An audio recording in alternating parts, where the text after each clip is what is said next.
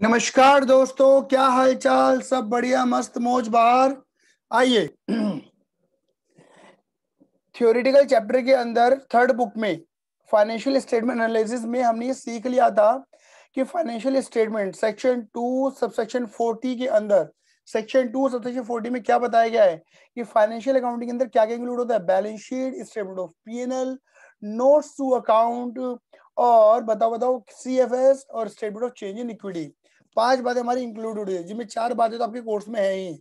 Section 129 क्या कहता था? सेक्शन 128 कहता है कि जो फॉर्मेट डिफाइन करे गए हैं उन फॉर्म स्केड्यूल थर्ड में उन फॉर्मेट के अकॉर्डिंग ही हमें अपने फाइनल अकाउंट बनाने हैं। तो आज हम बात करने वाले स्केड्यूल थर्ड की।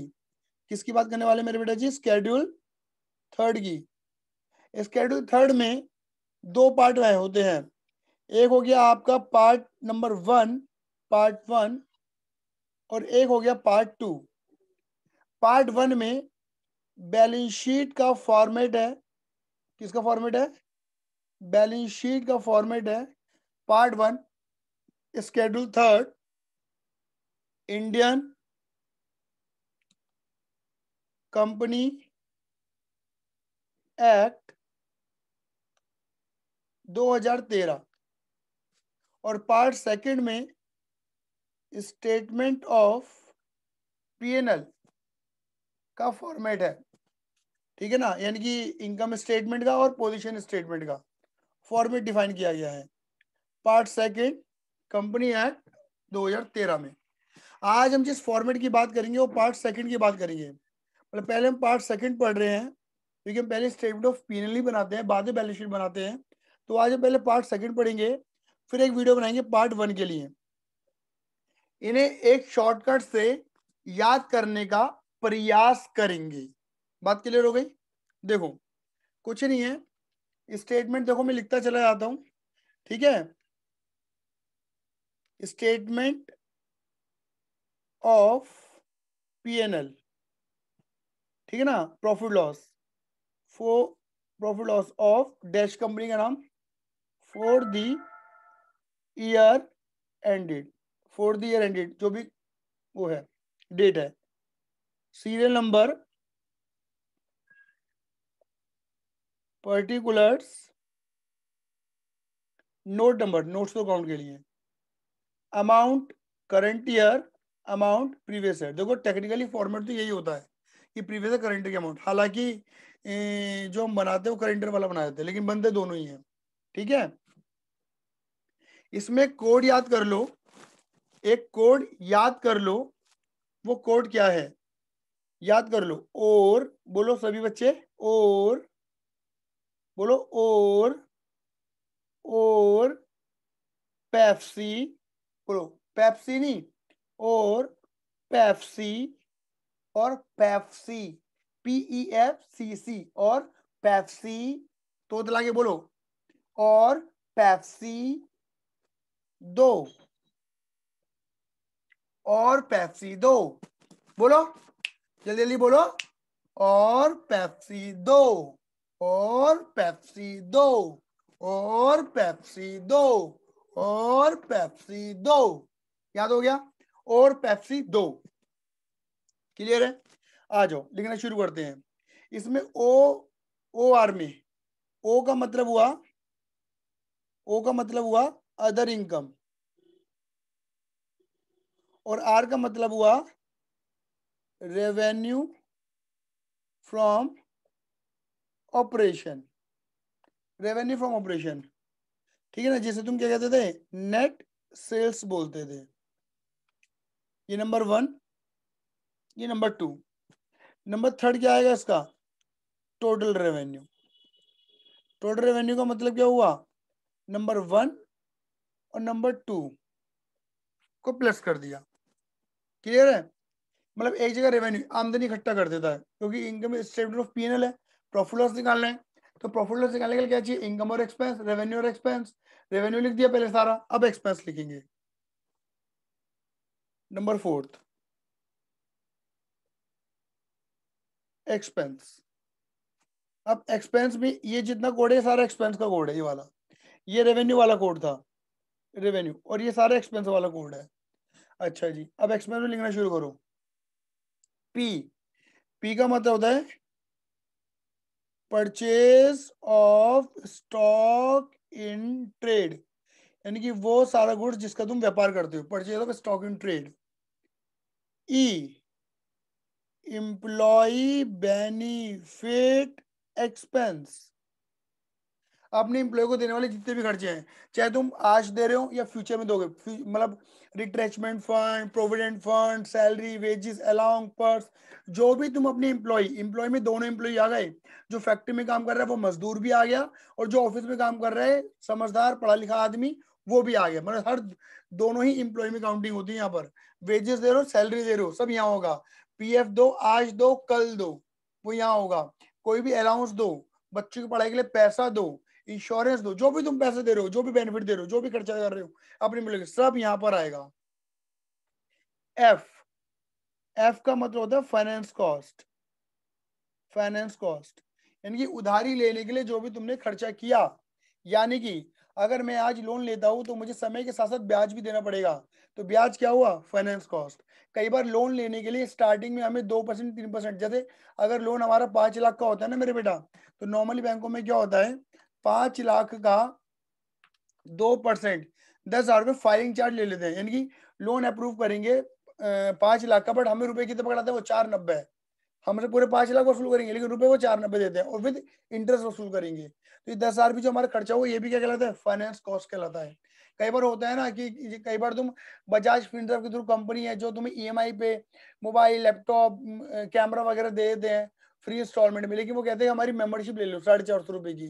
तो ऑब्वियस सी बात है, अगर वो तुम्हारे प्रोडक्ट को ईएमआई में कब तब्दील कर रहे हैं, तुम पैसे धीरे धीरे दे रहे हो, विदाउट इंटरेस्ट दे रहे हो, लेकिन 450 500 रुपए की उनकी मेंबरशिप भी तो ले रहे हो, तो ये क्या हुआ, फाइनेंस लेने का ही खर्चा होता है। That is also finance cost. Clear है, उधारी के ऊपर जो भी तुम खर्चा कर रहे हो, ठीक है ना। पी देखो यहाँ पे एक बार दोबारा देख लेते हैं, पीई एफ, पैफ सी, सी पैफ सी, दो सी, सी का मतलब हो गया मेरे बेटे जी कॉस्ट ऑफ मटेरियल कंज्यूम्ड। ये वर्ड जनरली कहाँ आता है, जो कंपनियां मैन्युफैक्चरिंग होती हैं, क्योंकि ऑब्वियसली बात है, मैन्युफैक्चरिंग कंपनी क्या करती है, मटेरियल खरीदती हैं, फिर एक फिनिश गुड्स बनाती है और फिर बेचती हैं। तो cost of material consumed, obviously बात है, जैसे कि एनपीओ में आपने देखा था ना कि जितना मटेरियल हमारा कंज्यूम्ड होगा, जितना प्रोडक्ट हम यूज कर लेंगे, उसे खर्चे मानेंगे।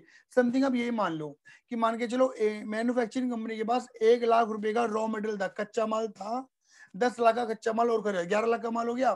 11 में अभी 2 लाख का मटेरियल बच रहा है, यानी कि 9 लाख का मटेरियल कहाँ गया, 11 में से 2 बच रहा है, 9 लाख का कहाँ गया, 9 लाख का मटेरियल फैक्ट्री में चला गया। उस 9 लाख के मटेरियल तुमने क्या बनाया है, फिनिश गुड्स बनाया है। तो यानी कि मटेरियल कितना कंज्यूम कर लिया, 9 लाख, तो कॉस्ट ऑफ मटेरियल कंज्यूम्ड वो यहां आ जाएगा। क्लियर है ये नहीं है। C, change in inventory of raw material, work in progress और फिनिश गुड्स। हालांकि रेशियो वाले चैप्टर के अंदर मैंने बताया था कि हमारी इन्वेंट्री, हमारे स्टॉक 3 तरीके का होता है मेरे बेटा जी, ठीक है ना, कच्चा माल, कार्य प्रकृति पर, सेमी फिनिश गुड्स और फिनिश गुड्स, जिसमें हमने चाय बनानी सीखी थी और ऐसे करके हमने उफान लिया था। क्लियर ही नहीं है। तो तीनों ही ओपनिंग मतलब चेंज इन्वेंट्री क्या होती है, ये प्लस माइनस कुछ भी हो सकता है, याद रखना, opening inventory minus closing inventory. तो यहाँ पे तीनों इन्वेंट्री आएंगी, opening raw material, closing raw material, opening WIP, closing WIP, opening finish goods, closing finish goods. और ये तीनों रॉ मटेरियल मैंने ये बताया था कहाँ देखने को मिलता है, सिर्फ और सिर्फ मैन्युफैक्चरिंग कंपनी में। ट्रेडिंग कंपनी में तो खाली खाली फिनिश गुड देखने को मिलता है, क्योंकि ट्रेडिंग कंपनी बना बनाया माल खरीदती है, बना बनाया माल बेचती है। उसके बाद और पेप्सी तो हो गया दो, और पेप्सी दो, दो में डी, डी का मतलब क्या हो गया मेरे बेटे जी, डेप्रिसिएशन, डेप्रिसिएशन एंड अमोर्टाइजेशन। आपको बात तो पता ही है, टेंजिबल के ऊपर लगेगा तो डेप्रिसिएशन, इंटेंजिबल पे लगेगा तो amortisation, goodwill, patent, copyright, know how, amortisation. Clear है। लेकिन depreciation plant machinery, land, building, furniture, fixture, सब पे क्या लगेगा, डेप्रिसिएशन। क्लियर है। ओ अदर एक्सपेंसेस, मतलब जो खर्चे बच गए, बाकी बचे हुए खर्चे जो कहीं नहीं जा रहे। जैसे एग्जांपल दूं, ठीक है, जैसे कि अगर मान के चलो कोई कमीशन का एक्सपेंस है, ठीक है ना, ये रेंट का एक्सपेंस है, वो कहीं नहीं आने वाला यहाँ पर, वो सब यहाँ आ जाएंगे अदर एक्सपेंस में। क्लियर है, मेन की अलग हेडिंग, बात खत्म। अब यहाँ पर जब तुम कर दोगे ये आ जाएगा तुम्हारा टोटल एक्सपेंस। क्या आ जाएगा मेरे बच्चों? Total expense. क्लियर है ये नहीं है? अब देखो टोटल एक्सपेंस यानी कि नंबर 4 है ये, एक्सपेंस टोटल एक्सपेंस नंबर 4 ही है ये। अब तुम्हें निकालना है क्या? Profit number 5th, number 5th, जिसे तुम बोलोगे प्रॉफिट बिफोर टैक्स। क्लियर है? प्रॉफिट बिफोर टैक्स कैसे निकालोगे? Number 3rd minus number 4, number 3rd minus number 4, number 3rd minus number 4, total revenue में से खर्चा माइनस कर दो, आपका आ जाएगा पीबीटी। इसमें से लेस कर दो मेरे बेटे जी टैक्स। पीबीटी के ऊपर क्या लगा दो? टैक्स। ये हमने कंपैरेटिव कॉमन साइंस के अंदर सीख लिया था, नहीं सीखा तो जाके देखो। इसके ऊपर हमारे जो भी अगर अमाउंट होगी यहाँ पर उसके ऊपर टैक्स लगेगा, और जब लेस कर दोगे तो आ जाएगा नंबर 6, प्रॉफिट आफ्टर टैक्स। इसके बाद भी फॉर्मेट होता है बट तुम्हारे लेवल पे नहीं है, जिसमें हम रिटेन अर्निंग वगैरह एप्रोप्रिएशन वगैरह भी करते हैं थोड़ा बहुत, और ईपीएस वगैरह फाइंड करते हैं, बट तुम्हारे लेवल पे वो चीज एप्लीकेबल नहीं है। तुम्हें तो खाली क्या कर देना है? प्रॉफिट, बेटा मेरे पे जगह नहीं है तो मैं थोड़ा सा छोटे छोटे यहीं लिख रहा हूँ, प्रॉफिट आफ्टर टैक्स निकाल के यहीं पर ही छोड़ दोगे। क्लियर है ही नहीं है? मेन जो हमारा पॉइंट होता है कि इसे कैसे याद करें, तो याद करने का जो मैंने आपको मंत्र दिया है वो मंत्र जरूर याद कर लो। वो क्या है मंत्र? जल्दी बोलेंगे, और पेप्सी दो। बोलो बोलो बोलो बोलो बोलो, और पेप्सी दो। बोलो, और पेप्सी दो, और पेप्सी दो। क्लियर है? मंत्र है मेरे बेटे जी क्या? स्टेटमेंट ऑफ पीएल का पूरा फॉर्मेट आपको याद हो जाएगा मेरे बेटे जी, और A to Z। अगर आपको मेरी बात हो तो मीनिंग क्लियर हो गए ना, तो कोई दिक्कत नहीं आने वाली। बस समझ लो, खर्चा रेवेन्यू लिखा, आमदनी लिखी, खर्चा माइनस करा पीबीटी, पीबीटी में टैक्स गया, पीएटी। बस 5 बातें जान करो, revenue, expense, PBT, tax, PAT. Clear है? सिक्वेंसिंग, अगर सिक्वेंसिंग की कोई बात करे तो सिक्वेंसिंग क्या है? रेवेन्यू,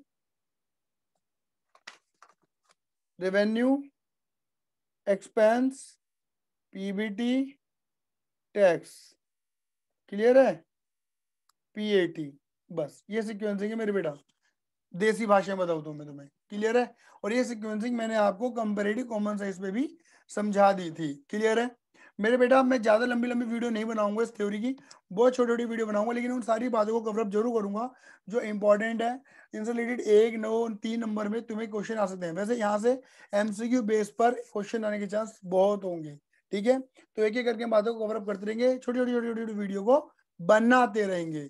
धन्यवाद, आज के लिए धन्यवाद। Tata bye, see you, love you, जय हिंद, जय भारत।